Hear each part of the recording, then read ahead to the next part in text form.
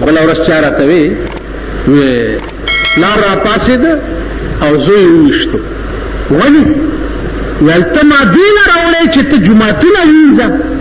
ته خو ما دې نه راوړی چې ګرځه چېرته ښکار راته پیدا کوه تا زوی به جوماتونه وینځل د جومات خدمت به کولې ویل به ما خو ته ښکاري سپی پیدا کولې ته راته ملا شو جوماتونه وینځې ټوپک یې راواغوستو غړاز ویویشتو مړې پلار زوی ته دا تربیت ورکوي زما عزیزانو عرض مې دا و چې د انسانیت خو موږ نه بوی ختم شو بوی انسانان نه یو خدا خبر چې په قیامت کې به موږ د سپو په صف کې ولاړ یو که د خرونو په صف کې به ولاړ یو او ډېر خلق به داسې چې د خنزیرانو په صف کې به ولاړ یو د خنزیر په صف کې به هغه سړی ولاړ یو د خنزیر په شکل کې دنیا کې خدای دا سزا دې بني آدمو ته ورکړې ده د موسی علیه السلام قوم چې څه وخت بیزوګان شو نو خیره وکړه قوم ته چې کونو قردتن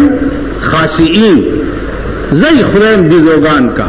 نو د موسی علیه السلام ټول قوم چې دی هغه بیزوګان شو او سپینګیری چې دی هغه پکې د خنزیر په شکل شو سپینګیری پکې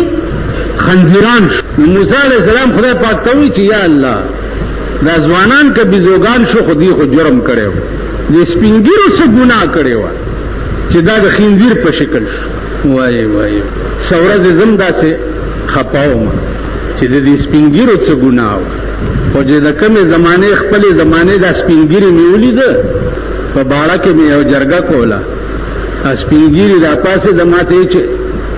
ملا صاحب چې موږ حق نه ونه باسه حق څه شی لاره یې تختولې وه لاره یې تختولې وه ای بیا په پیسو پرې خوا نو چې ملا صاحب موږ حق نه ونه باسه دومره ګیرو والا راته بس ما چې داسې سوچ وکړم موسی علیه السلام هسې دې پوښتنه کوله د خدای پاک نه چې دې سپینګیرو څه ګناه کړې وه راشه دا سپینګیري وګوره عقل به دې وخوځي چې دې خلکو سره دې د دنیا لین دین پېښ او د دنیا واسطه دې ورسره پېښه شي عقل به دې وخوځي ای خدایه دا خلق مونږ ته پرېږدي دا خلق مونږ جنت ته ځي زما عزیزانو ډېر سوچ کوئ دنیا کې دنیا د پاره نه یې پیدا دنیا کې آخرت د پاره پیدا یې رسول الله صلی الله علیه وسلم چې فرمایلی دي چې دنیا او مزرعه الاخره دنیا د آخرت د کروندې ځای دی آخرت لسکر چکه دنیا کې به مرګ نرست بس نه کی نو زما اصل غرض ته دی غداو چې هر یو سړی ته په سلوشته غنټو کې یو غنټه په خپل انجام باندې سوچ پکار دی چې انجام به مې صحیح زه به کم خوازم دا چې ته کم خوا روانې دیتا ابوبکر هم حیرانو دیتا عمر هم حیرانو دیتا عثمان هم حیرانو چې دا موږ به کم خوازو کم طرف ته بزو ابوبکر چې وفات کیږي اوس هغه ابوبکر چې د اسمان نه به ورته خدای سلام را لېږلو هغه ابوبکر د اسمان نه به سلام ورته راتلو چې څه وخت کې مړ کېږي لورې ورته ناسته ده او جاړي ابوبکر صدیق ورته وایي چې بچیه ته ولې جاړې جړه خو ما ته پکار ده چې داسې کور ته روان یم چې کور مې وړاندې لیدلی نه دی کور کم یو دی ورځئ به که نه لا چېرته تاسو لاسه لیدلي چې خبره له به ځئ بعضې سړی وویل لکه مرګ بیا به لاسه لیدلي هم نه دي بیا مړ کې مال دغسې به لیدلي هم نه یو ټک به دي شي چې داسې خړ مخ به پروت دی رسول الله صلی الله علیه وسلم حدیث مبارک دی چې الدنیا مزرعة الاخره دنیا چې دا د آخرت د پاره د کروندې ځای دی آخرت د پاره سکر چکه دنیا کې به کې مرګ نه وروسته سکیږي که نه نو بل حدیث دی چې اذا مات الانسان انقطع عنه عمله انسان چې مرشي داغه عمل منقطع شي بس ختم شو اوس د مرګ نه پس چې دی اس نشي کولی مگر درې څیزونه دي چې هغه د مرګ نه پس به هم په کار راځي درې شیونه یو که یو سړی مړ شو او هغه اولاد نیک پرېښی بچی نیکان وي او دې سړي پسې دعا کوي نو دا دعا د مرګ نرستو دی مړی ته پکار راځي یو قلمی او کتاب اتفاقی نه ولیدو ناغي کې لیکلی چې یو سره چې ادیره تلار شي او پادیره کې د آیات کرسی وایي څه شی وایي الله لا اله الا هو الحي القيوم لا تأخذه سنة ولا نوم وما خلفهم ولا يحيطون بشيء من علمه إلا بما شاء وسع كرسيه السماوات والأرض ولا يؤوده حفظهما وهو العلي العظيم دا آیات کرسی دی یو آیات ہے ادیره تلاړي او دا یو آیات کرسی په ادیره کې ویلا نو اغلی کلیو چې سلویخ ورځې د دې ادیره نه عذاب اوچت شي سلویخ ورځې یو آیات کرسی چې سړی په مقبره کې وای سلویخ ورځې د دې ادیره نه عذاب اوچت شي یو ما دا خبره بچا اوریدلې و ما ته یو مولا ټلیفون وکړ چې مولانا صاحب دا خو آسان کار دی بس آیات کرسی باندې کې وایو نو ما ورته ویل چې کپدی کې د شک وی پدې کې د شک وی نو سړی چې د کیږي او تبارک الذی وی دا خو پیغمبر ویلی دی کنه سړی د کیږي او د شپې تبارک الذی وی او دا سړی بیا مرش نو د قبر ته تر قیامت پورې عذاب نه رانږدې کیږي دا تبارک الذی به د په قبر څوکیدار ولاړی عذاب چې راځي نو دا څوکیدار به واپس کوي او دې قبر ته به نه پری دا خو پیغمبر ویلاو د دې جواب ما پارام کېنا بدغه له تکړه وي چې سړی کې سوري ولټوي او نقایص را پیدا کوي دغه لنه یې تکړه چې چرته یو سړی ته سم لار وخای دا بعض وخت د ما خلینا چې ګډي وډي وزي نو غوسه راشي ابل ورځ ما ته چا یو خطر لګلې وای د شپږ میاشتې وشو چې تا پسې مونږ کوم او تا په کې دا یو خبره په منبر رسول باندې وکړه چې اسپینګیره چې خزه سره روانو داسې داسې ټیلې واله په تا دا د ټیلو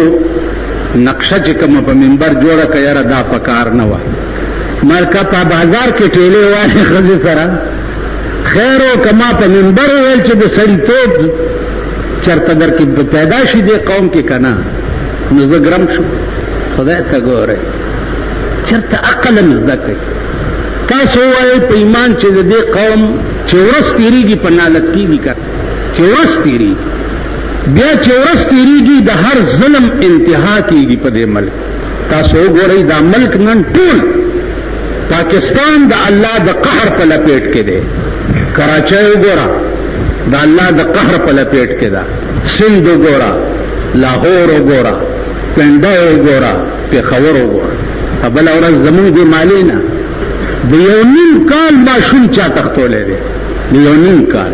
اوس ټلیفون ورپسې کوي چې 25 لکه روپۍ راوړه نو ماشوم بوزه د هر ظلم انتها ده عزیزانو دا که تاسو وګورئ دا بني آدم نه دی پاتې دا انسانان نه دي مې په شکل دوکه کېږي په شکل یې مه دوکه کېږي چې دا یې ګیره پرېښې ده یا یې سنت اغوستي دي وسې نشته د بدې ورځې ښه سړی دی شیخ سعدي صاحب وایي چې غربه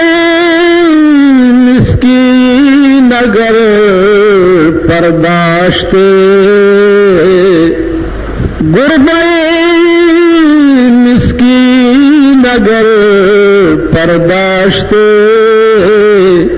تخم گنجش از هوا برداشته نه دا ماشوم خبره چې ما وکړه دا ویا دلته اعلان وکړه چې چاته مهرباني وکړو چاته معلوم یو نیم کال ماشوم شیخ سعدي صاحب وایي چې د غریبي پیشو که چرته وزر لرلې نو په هوا کې به د مرغانو بیړه تباه کړی اوس بېله خو تاسو هم لږ سوچ وکئ پیشو پېژنئ پلکی ووایه داسې ناستې لکه چې چا روټۍ له راغوښتی نو پیشو پیژنئ که دې پیشو له دې وزرې ولګولې چې دا پیشو په هوا داسې الوتا په دې هوا کې به یو مارغه ژوندی پاتې شي موږ هغه زړې پیشوګانې یو وزر یې نشته که وزر راته ولګېدې په هېڅ ګناه پیس جرم پیس ظلم بمون صرفو. ما تاسو ته ویلي یو ځل شاید چې زه یو جنازه کې پیر شو، امام مې اوس راکاږي چې دا جنازه تو کا مالک اوس ما ته رښتیا ته چې پورا معلوم نه کنا داسې دي جنازو ته ډېر نږدې کېږم هم نه. و امام مې راکاږي د خلکو مخ کې اوس ما او دسم نو تیمم مې والو او په تیمم جنازه کېږي نه. امام دې راکاږي لکه مال ما تیمم ویل هر څه چې بس ته وکړه په زور مخ کې کومه خیر الله اکبر مې وویو زئی مال ورکې گئی. سباله مې خیال وکړو چې د مړي جنازه په قبر باندې 3 ورځې پورې کېږي، که په لومړۍ ورځ پاتې شي نو مال چې 3-4 کسه ځان سره بوځم او په دې قبر جنازه وکم، ځکه چې تیمم باندې جنازه نه کېږي. هغه سبا چې راته پته ولګېده هغه سړی اجرتي قاتلو په پیسو به مړي کول. په دې اړه کې مې وویل چې سم کار مې کړی چې په اودس کې مې جنازه نه ده کړې، د دې ډله جنازه کوم ځای کې ده. نن دا ظلم ستا په ملک شته که او د دا قسمه ظالمانو سپورټ ملګرتیا د هغې تربیت د هغې پرورش قسم په خدای دومره ګیرو والا کولو پټکو والا سپینو پټکو والا هغه د ظلم پیسې چې بیا ماله جماعت ته راشي یا شکرانه شي پیر صاحب له چې ورشي یا نظرانه شي، هغه کم ظلم دی چې نن په پاکستان کې نه کېږي. کم ظلم واورئ او په کلاو غوږونو واورئ. قیامت قانون خدا دی چې د یو ګناه به بل ته نه په سر کېږي، خو قانون دام دی چې من احیاها فکأنما احیا الناس جمیعا من قتلها فکأنما قتل الناس جمیعا. قانون دام دی چا چې د یو سړي د مرګ نه بچ کو په ظلم مړ کېدو که 2 لکه خلک پرې راټول شوي او د ده ژوند یې بچ کو، د دې اجر داسې دی لکه دا ټوله دنیا د مرګ نه بچ کړي. هر یو سړي ته به دومره اجر ملاویږي. او که دا د ځمکې په سر څومره بني آدم چې دي دا ټول د یو سړي په مرګ کې شریک شو، د یو سړي په مرګ کې چا اشاره وکړه، چا ټوپک ورکړو، څوک په صلاح کې شریک شو، څوک په مشوره کې شریک شو وغیرہ وغیرہ. نو دا داسې دی لکه دا ټوله دنیا د یو سړي قتل کړي، هر یو ته به دومره سزا ملاویږي. من احیاها فکأنما احیا الناس جمیعا من قتلها فکأنما قتل الناس جمیعا. لکه چې دا ټوله دنیا تا مړه کړه نو د ټولې دنیا قاتل څوک خدای بخي؟ د ټولې دنیا قاتل دا خدای نه بخي. نن هر سړی د ټولې دنیا قاتل دی، هر سړی د ټولې دنیا غل دی، هر سړی د ټولې دنیا دشمن دی. کومو مشرانو چې د دې خلقو متعلق څه ویلي دي نو هغې د ایمان په رڼا کې ویلي دي چې که ظاهر مې د سړو دي زه یې څه کړم، که ظاهر مې د سړو دي زه یې څه کړم، په معنا کې د چارپایو په حساب یم. نن معنوي چارپایي زه درته په ایمان وایم چې موږ نه به چارپای ښه وي.